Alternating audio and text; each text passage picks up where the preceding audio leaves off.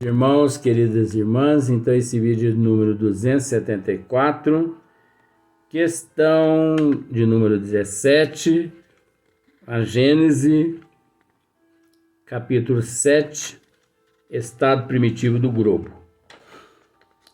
Então aqui Kardec dizendo assim, assim sendo evidente, se torna que o primitivo estado de fluidez ou flacidez da Terra há de ter sido como causa a ação do calor e não a da água. É óbvio. Isso é mais que comprovado, né? Que essa flacidez e essa fluidez tem tido como causa a ação do calor e não da água. Em sua origem, pois, a Terra era uma massa incandescente. Então, imaginemos, por exemplo, há 5 bilhões de anos atrás, a Terra, ela era do mesmo modo que é hoje o núcleo da Terra. Mas devido às evoluções,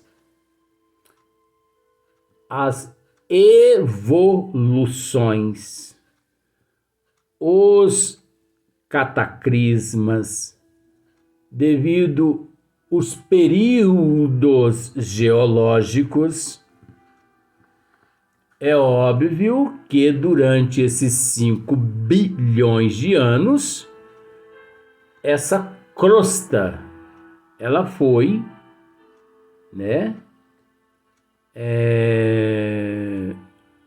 foi condensando, foi esfriando, foi congelando, até o período de receber, conforme nós podemos dizer dessa forma, mas eu não concordo dessa forma como eu vou dizer. Eu não concordo porque durante esse período a Terra começou a receber os seres em processo de estágio, onde todos nós estagiamos no mineral, no vegetal e no animal e depois no hominal. Só que eu particularmente tenho motivo por ter estudado na espiritualidade de uma outra forma, só que eu não tenho permissão para revelar outras questões.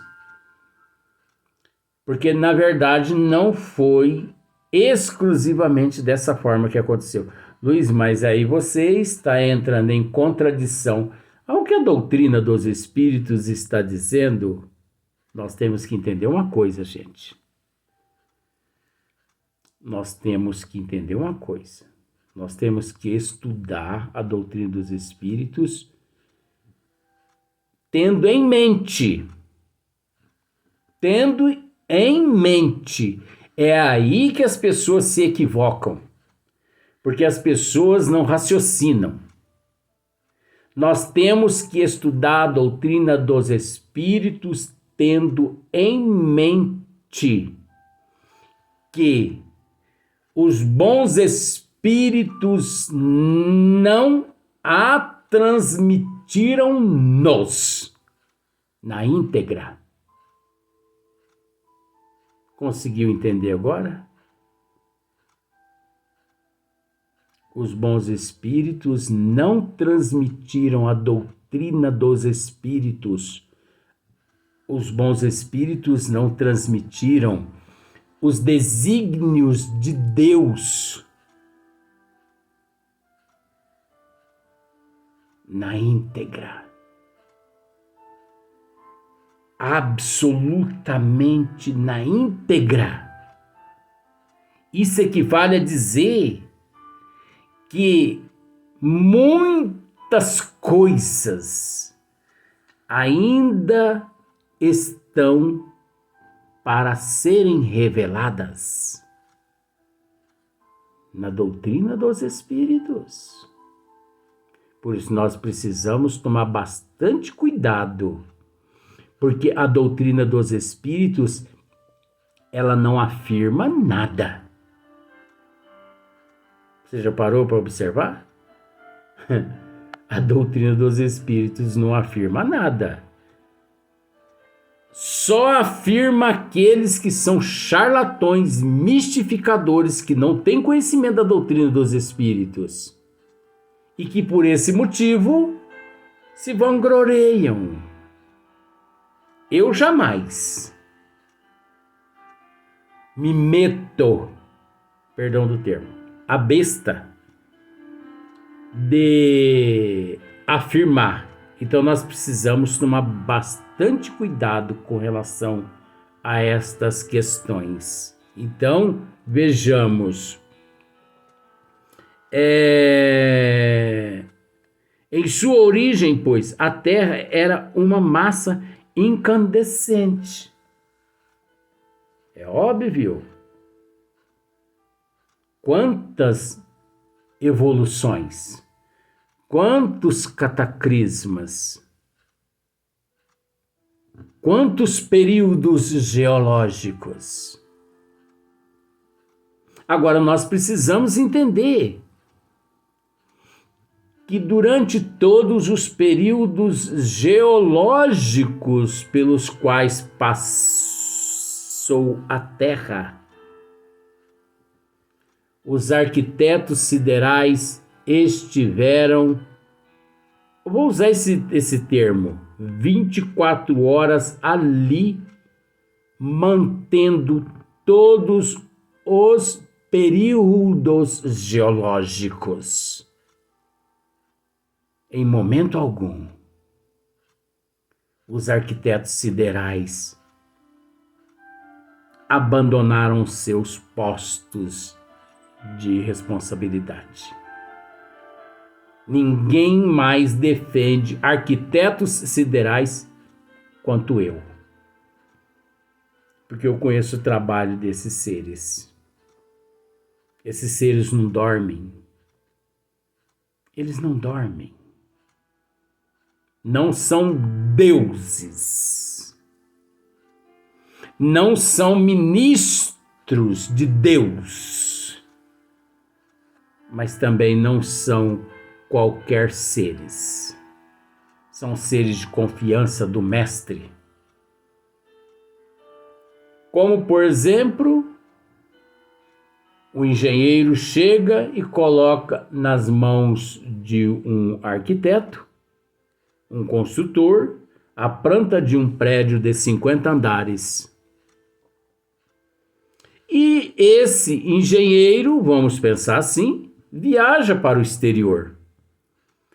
E lá no exterior, depois de um ano aproximadamente, não sei quanto tempo se gasta para construir um edifício, ele recebe a ligação daquele construtor.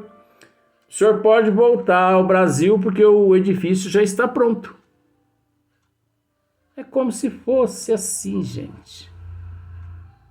Então, todos os períodos geológicos, os arquitetos siderais participaram.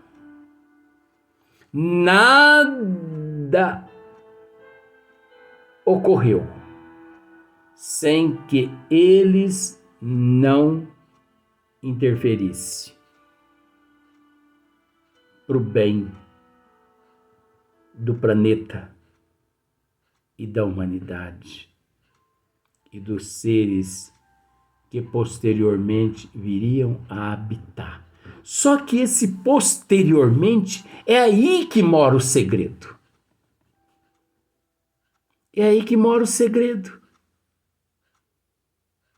Porque lá no período da massa incandescente existia o estágio do ser em processo de evolução, estagiando no minério. Ora, porque o minério, ele não é composto apenas por pedra, e sim 60% composto por gases. Você sabe disso aí. Isso não é novidade. Então, o ser, ele esteve naquele período incandescente, estagiando lá ou não. Outra questão. Você acha que o núcleo da Terra, aqui da Terra, ele não é habitado? Ora, gente, pelo amor de Deus. Para o espírito evoluído, não existe intempéries. Não existe intempéries. Para o espírito evoluído não existe direita, esquerda, alto e baixo. Para o espírito evoluído não existe água, oxigênio, fogo, terra.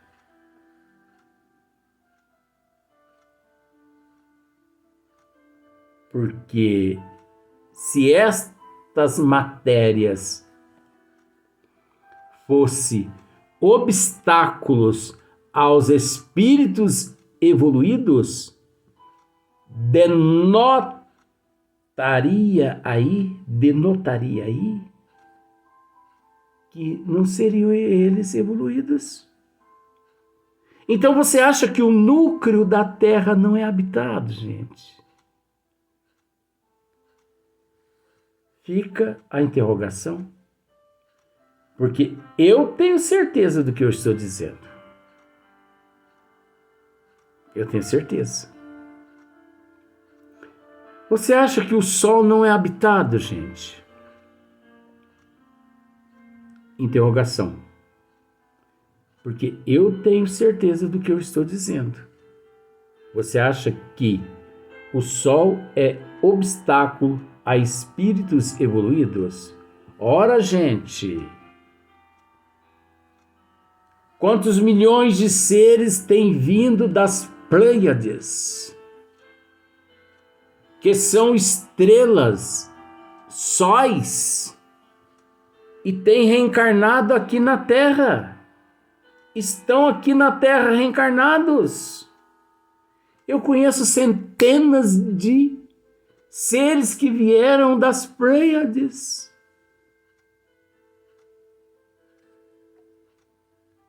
Vieram de lá,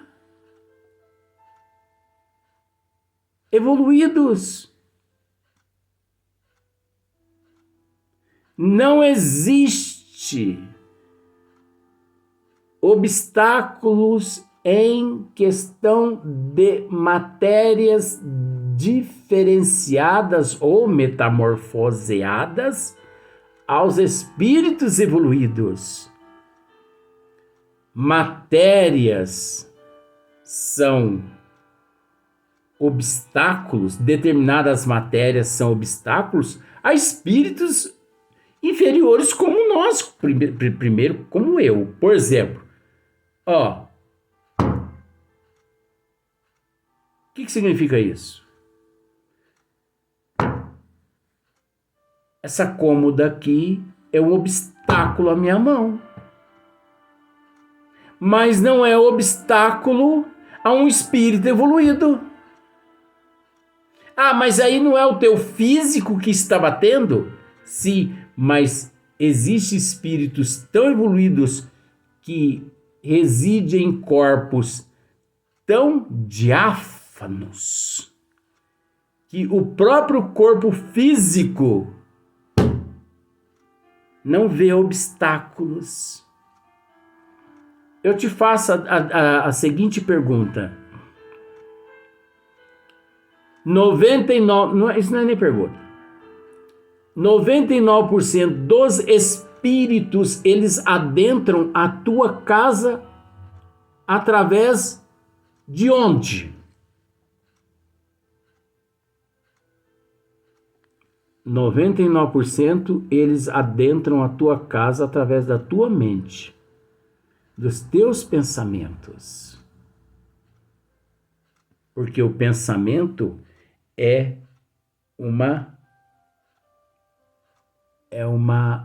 um condutor.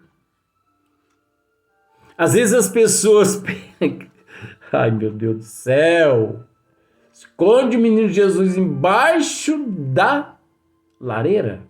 É da lareira mesmo. Tem casas espíritas que receita para alguns, né? Com todo respeito. Joga sal grosso em volta da casa, acende incenso, água benta para tudo quanto é lado. Isso é tudo palhaçada, o exorcismo. Que vai espantar todos os espíritos que estão lá dentro da tua casa. Gente, os espíritos, eles adentram a nossa casa através dos nossos pensamentos, através da nossa moral, do nosso caráter, das nossas atitudes. Eles não adentram através esses espíritos inferiores, tá? Os inferiores. Eles não adentram através das paredes, não. Eles adentram, 90%. Eles adentram através da tua mente. 5% eles, não vamos colocar uns 9%, eles adentram quando você abre a porta. Por quê? Porque por eles encontrar-se assim muito materializado, né? Eles não conseguem passar na parede. Eles não conseguem. E é preciso entender que quando na casa espírita os mentores espirituais levam lá os espíritos sofredores para se manifestarem através dos médiuns, vou tratar desse jeito, vai ficar mais fácil. Porque senão é uma burocracia danada. Não é que você me conhece. Eu gosto de tratar tudo no tintim por tintim, mas eu vou tratar desse jeito. Os mentores espirituais condicionam ectoplasmas condizentes às necessidades para que aquele espírito, ele ali transportado, ali ele adentre a casa espírita através das paredes, sem perceber que passou pelas paredes. Porque se não fossem os mentores espirituais, eles não adentrariam a casa espírita, como eles não adentrariam a tua casa física. Se os espíritos inferiores adentram a tua casa espírita, a tua casa física, é pelas portas da sala, pela tua mente, pelo teu caráter, pela tua moral, pelo teu intelecto, pelo teu comportamento, pelas tuas atitudes. Esses são os canais pelos quais os espíritos inferiores adentram as nossas casas. Você entendeu como que é? Agora, não é água benta. não é sal grosso, não é incenso que afasta espírito de dentro de casa. O que afasta espírito dentro de casa chama-se reforma íntima. Mudança de comportamento, mudança de atitude, mudança de moral, mudança de caráter. É isso que não se ensina nas casas espíritas. Por que que não se ensina? Porque priorizam quantidade e não qualidade. Porque em matéria de qualidade, se passar uma peneira fina nas casas espíritas no Brasil, uma meia dúzia ali permanece naquela peneira fina. O resto vai tudo para os vales umbralinos e para outras regiões abismais. É lamentável. O ensino, a podridão que os espíritas, que se dizem espíritas, têm transmitido aos cobaias que têm ido às casas espíritas, porque, com todo o respeito que merecem, todos esses que têm ido às casas espíritas são cobaias daqueles irresponsáveis que se encontram lá nas diretorias das casas, que, tendo a responsabilidade de se instruírem, para depois instruir,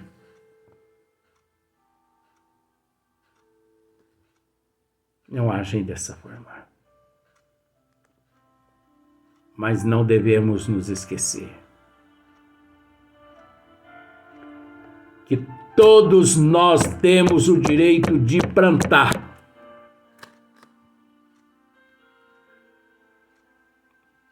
Mas é preciso ter em mente.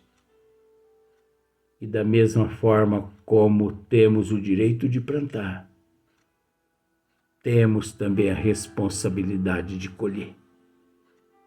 E não adianta você querer plantar para que outro colha no teu lugar. Não. Deus é justo nesse sentido. Deus é tão justo que você apenas colhe o que você plantou, nada mais e nada menos. Não pense que você vai colher uma greba a mais ou uma greba a menos, porque Deus não erra. Por que Deus não erra? Porque Ele é a inteligência suprema, Ele é a causa primeira de todas as coisas. Então, como discutir essa questão? Espíritas, amai-vos. Espíritas, instruí-vos. Espíritas, respeitai-vos uns aos outros.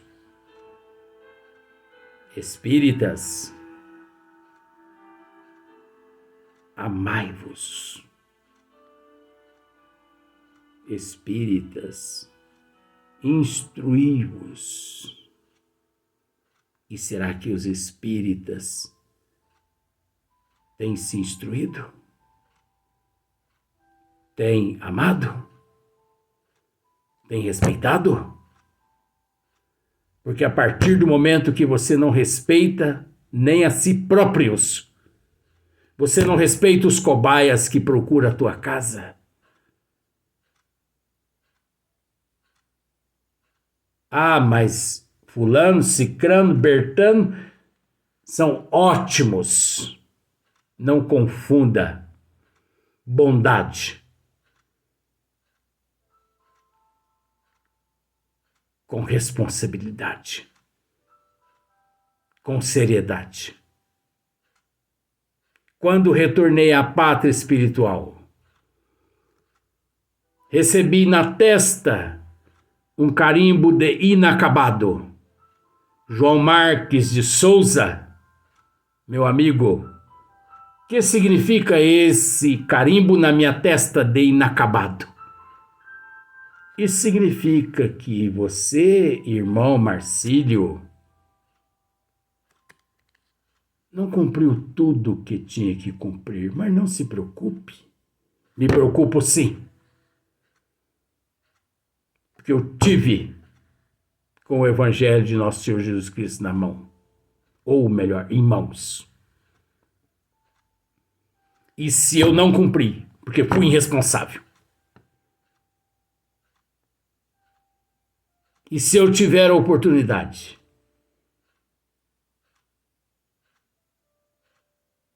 eu não vou permitir um ceitil.